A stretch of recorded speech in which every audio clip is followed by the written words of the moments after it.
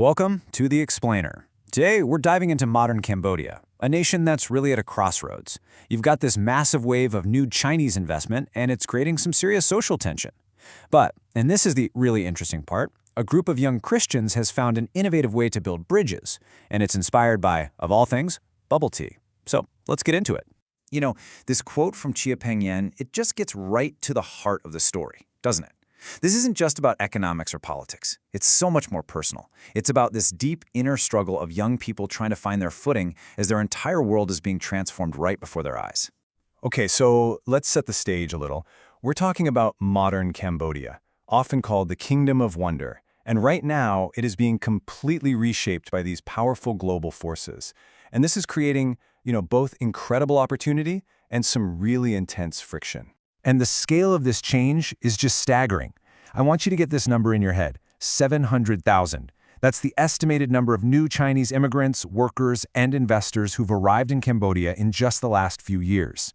I mean, this isn't a small shift. It's a demographic wave that's altering the very fabric of the country. Now here's a really crucial distinction we have to make. The Chinese presence in Cambodia, that's not new. For centuries, there's been a Cambodia-Chinese community that integrated deeply into the society. But this new wave is different. They've arrived very recently, they're driven by economic motives, and the relationship with local society is, well, it's a lot more complex. And this has created what a lot of researchers are calling a cultural bubble. It's like many of the new arrivals are living in a parallel world. They have their own restaurants, their own social networks, their own schools. They're living side by side with Cambodians, but they rarely interact, becoming a community of familiar strangers. So, here is where these two massive forces collide. At the exact same time this economic wave is hitting Cambodia, the country is also experiencing a powerful Christian revival, especially among its youth. And so, this growing, vibrant faith movement is coming face to face with the shadow side of all this new development. And the paradox here is really clear when you look at the numbers.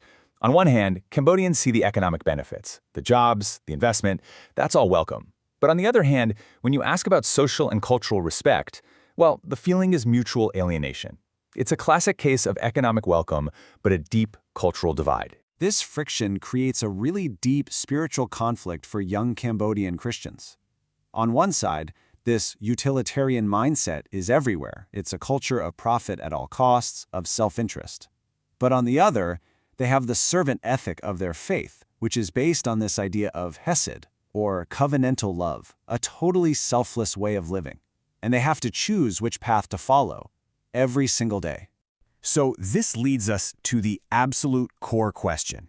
When you have two communities living in these parallel worlds, and it's all fueled by mistrust, how do you even begin to build a bridge? Well, the answer, remarkably, comes in a form that is both deeply theological and just brilliantly simple.